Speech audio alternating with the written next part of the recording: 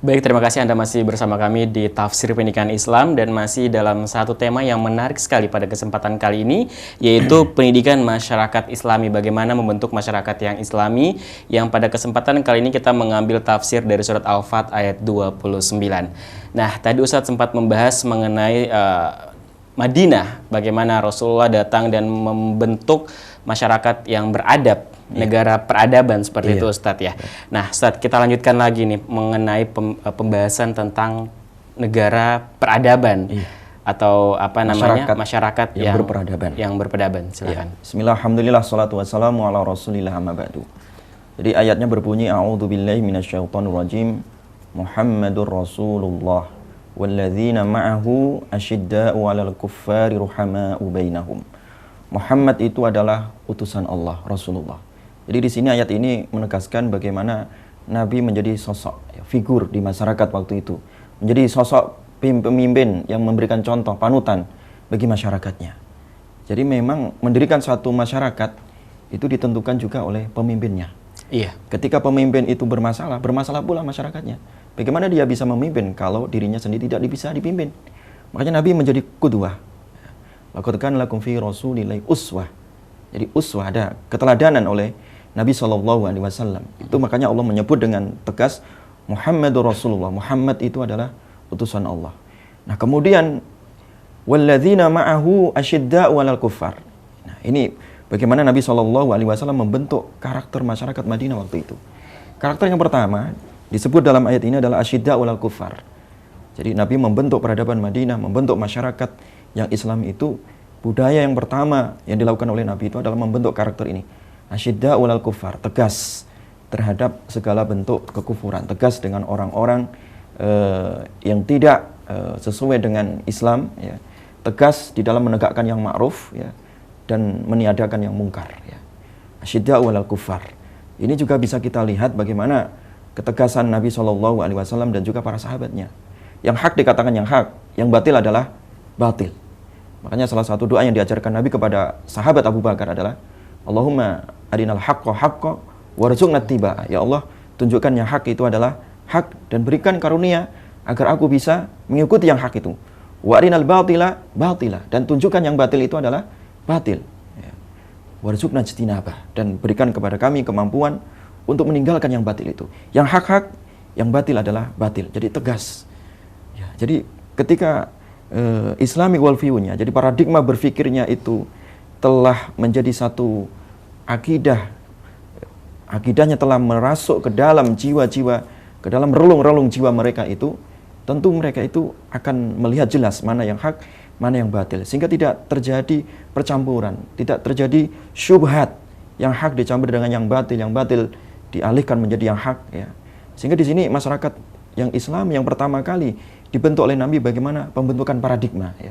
Paradigma yang Islami, yang hak adalah hak, ya, yang batil adalah batil. Ini yang sangat menarik yang harus kita kaji. Bagaimana pertama kali yang harus kita luruskan ketika kita ingin membangun suatu peradaban di masyarakat adalah bagaimana membangun paradigma berfikirnya. Membangun bagaimana kita mengarahkan mereka yang hak adalah hak, yang batil adalah yang batil, ya. Ini yang hak adalah dari Allah, yang batil itu dari setan. Jadi asyidda'u 'alal kuffar, tegas terhadap kekufuran.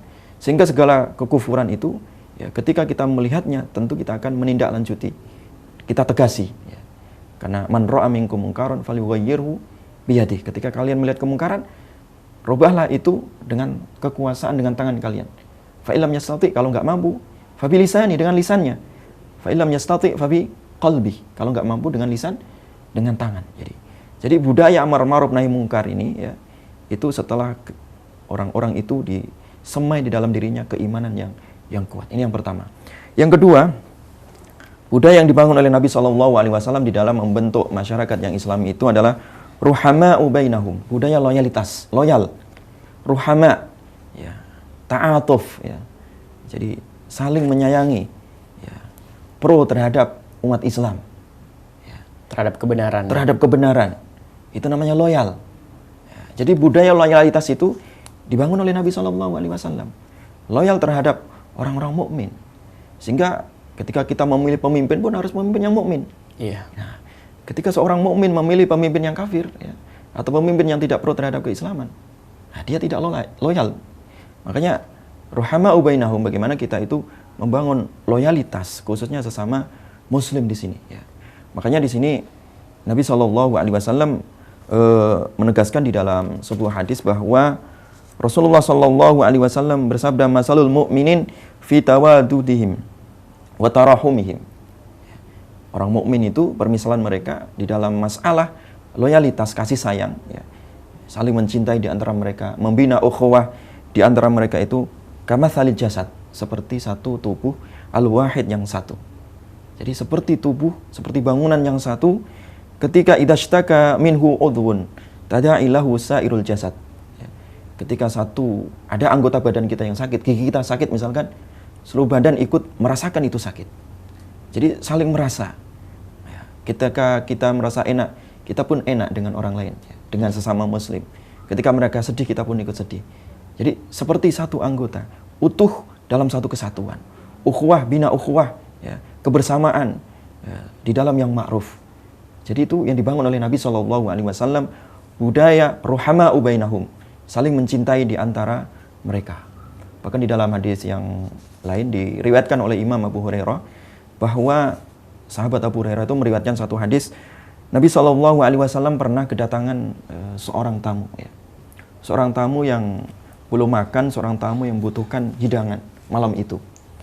Maka Nabi SAW mengatakan, man yudhifu hadha, siapakah yang akan menjamu orang ini, katanya. Karena Nabi melihat di rumahnya tidak ada makanan pula. Maka Nabi menyerahkan, man yudhifu hadha, siapa yang akan menjamu tamu saya ini. Maka datanglah seorang sahabat Ansor segera mengatakan, ya Rasulullah, saya akan menjamu. Dia seorang muslim, saya akan menjamu ya. Ketika itu ya, dia pulang, padahal dia juga tidak tahu di rumah ada makan atau tidak. Nah, ketika dijumpa di rumah, dia tanya kepada istrinya, istrinya menjawab, adakah makan? Suaminya bertanya, adakah makan wahai istriku? Maka istrinya menjawab, ma indana ila kutus sibyan. Tidak ada wahai ayah, kecuali makanan jatah untuk anak kita malam ini. Ya. Kita pun tidak dapat. Nah, apa yang dikatakan oleh sahabat ini? Ya, tidurkan anak-anak, ya, matikan lampu, ya, jatah satu piring tadi itu, sediakan ke tamu, dan untuk saya sediakan satu piring yang kosong. Masya Allah, bayangkan luar biasa. Bagaimana budaya empati, budaya loyalitas tadi, mendahulukan saudaranya. Walaupun dia lapar, yang penting saudaranya kenyang. Jangan dibalik. Yang penting saya kenyang, biarkan orang lain lapar. Itu yang sekarang masyarakat hedonis seperti itu yang terjadi. Nah, makanya Nabi merubah itu. Budaya egois diganti menjadi budaya empati. Bagaimana saling mendahulukan antara orang lain, ya, sesama muslim. Wa yu'thiruna ala anfusihim walau kana bihim khassasah. Jadi mereka itu mendahulukan orang lain walaupun sebenarnya dirinya itu dalam kondisi butuh, dalam kondisi terjepit. Makanya budaya loyalitas ini ketika ada pada satu masyarakat, subhanallah, betapa kuat itu masyarakat. Betapa sulit musuh untuk mengacak-acak. Masyarakat yang barisannya kokoh, masyarakat yang utuh, masyarakat yang bersatu, yang tidak terpecah-pecah, dibangun di atas loyalitas. Ya, baik. Ka'anam bunyanun marsus, ya, bunyan marsus, ya, seperti satu bangunan yang kokoh. Itulah umat Islam. Kita tahan dulu, Ustadz. Emang kalau berbicara mengenai budaya peradaban, merubah dari yang egois menjadi empati, ini panjang sekali sebenarnya. Nah, nanti akan kita lanjutkan lagi. Untuk itu jangan kemana-mana, tetap di Tafsir Pendidikan Islam Umat TV.